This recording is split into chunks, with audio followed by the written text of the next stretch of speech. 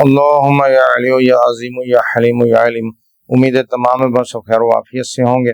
اللہ رب العزت تمام باب کو برکتیں عطا فرمائے، روحانیت نورانیت عطا فرمائے اور اپنے کرم سے نواز دے۔ الحمدللہ خانقاہ کی طرف سے بہت ہی پیاری پیاری اچھی ویڈیو اپلوڈ کی جاتی ہیں۔ آپ کوشش کیا کریں، ان کو شیئر کر دیا کریں، جہاں آپ کو فائدہ ہو رہا ہے آپ اس سے مستفیض ہو رہے ہیں، اپنے دوست احباب کو، رشتہ داروں کو، بہن بھائیوں کو بھی یہ ویڈیو شیئر کر دیا کریں۔ اور الحمدللہ خانقاہ کی طرف سے جو ہے نا وہ ان خاص اعمال کی ویڈیو اپلوڈ کی جاتی ہے، خاص دنوں کے حوالے سے، خاص وقت کے حوالے سے۔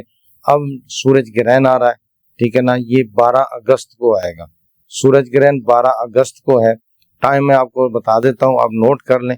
تو سورج گرہن 12 اگست کو ہے یہ امریکہ کی طرف نظر آئے گا، یہاں پر رات کا ٹائم ہوگا، لیکن پھر بھی یہ ہے کہ اس کے اثرات ضرور آتے ہیں، ٹھیک ہے نا۔ پھر وہ مرشد بھی یہ فرماتے ہیں کہ ایک سورج ہے، ایک ہی اپنا چاند ہے، تو یہ کہیں پر بھی ہو اس کے اثرات ضرور آتے ہیں۔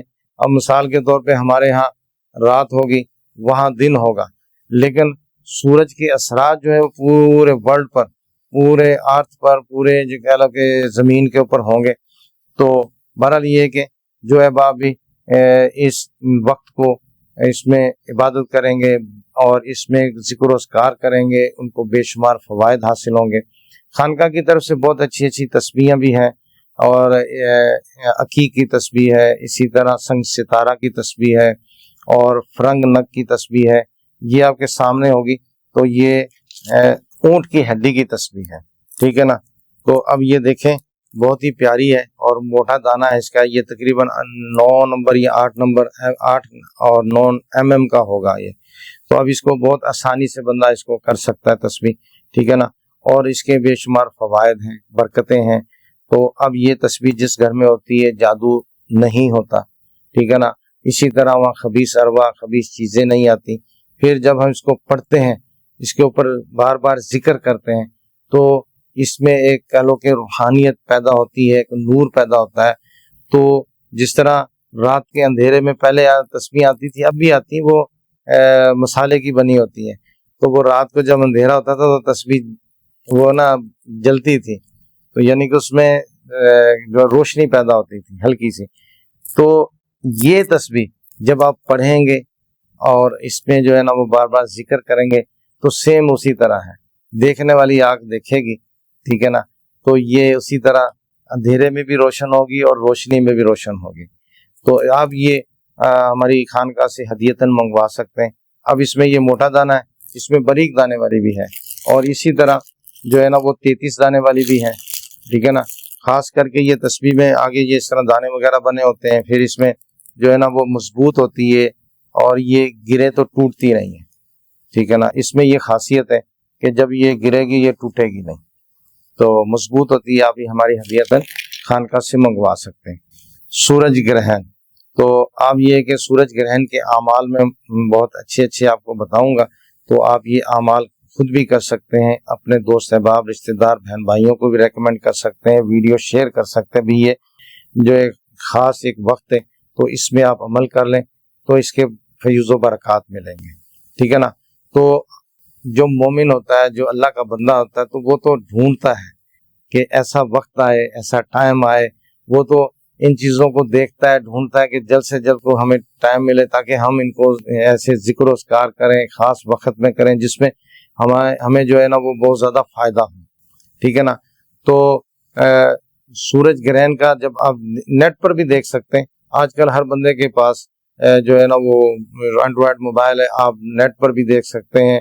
آپ کسی بھی AI ٹول سے بھی پوچھ سکتے ہیں کہ پاکستان میں جو ہے نا وہ سورج گرہن کب سٹارٹ ہوگا، عروج ٹائم کب ہوگا اور اختتامی ٹائم کب ہوگا، تو آپ کو بتا دے گا۔ AI ٹول کسی سے بھی آپ پوچھ سکتے ہیں، چیٹ GPT سے بھی پوچھ سکتے ہیں، کسی اور سے بھی پوچھ سکتے ہیں۔ تو بہرحال یہ ہے کہ یہ جب سٹارٹنگ ٹائم ہوتا ہے تو آپ شروع کر لیں اپنے اعمال کو، اور پڑھتے پڑھتے اگر آپ نے کچھ اعمال زیادہ سلیکٹ کیے ہیں، زیادہ پڑھنے ہیں، تو اب اختتامی ٹائم ہو گیا ہے۔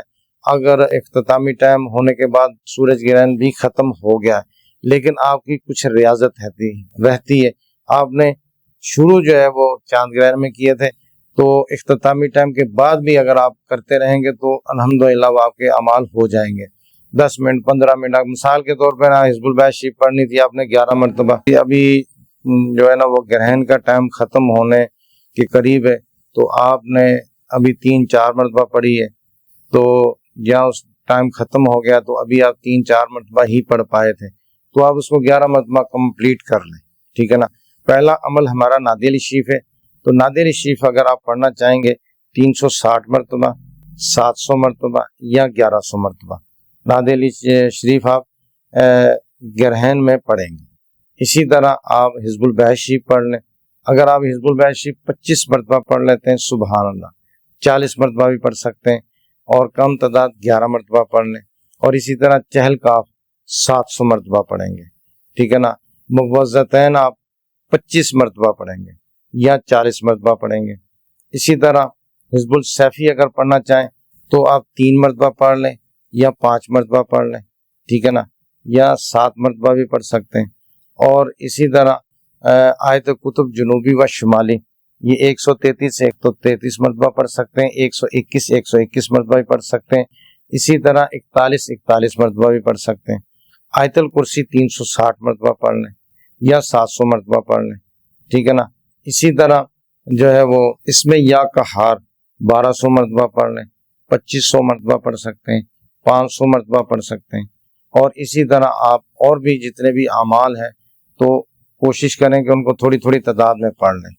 تو یہاں پر یہ ہے کہ میں ایک چھوٹی سی آپ کو کہہ لو کہ اس میں رہنمائی کر دیتا ہوں کہ جو آپ نے اعمال کیے ہوئے ہیں، جو آپ اعمال پڑھ رہے ہیں پہلے سے ہی، تو انہی اعمال کی مدامت کر لیں تو زیادہ بہتر ہے۔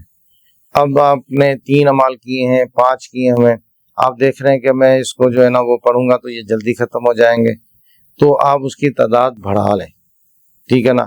تو جو ٹائم ہے گرہن کا شروع اور لاسٹ کا، آپ دیکھیں کہ یہ ٹوٹل کتنا ٹائم بنتا ہے، مثال کے طور پہ 3 گھنٹے بنتے ہیں، آپ اس حساب سے ترتیب کر لیں۔ پھر اگر آپ دیکھتے ہیں کہ میرے اعمال بہت زیادہ ہیں اور میں ابھی اس کو ساروں کو تھوڑا تھوڑا پڑھوں گا تو چاند گرہن نکل جائے گا، تو پھر آپ مدامت کی جو تعداد ہے اس کو تھوڑا کم کر لیں، تاکہ جو ٹائم ہو گرہن کا اسی دوران آپ کے یہ پورا مکمل ہو جائے۔ تو میری طرف سے تمام احباب کو اجازت ہے، سورہ قریش 70 مرتبہ پڑھ لیں، ٹھیک ہے نا۔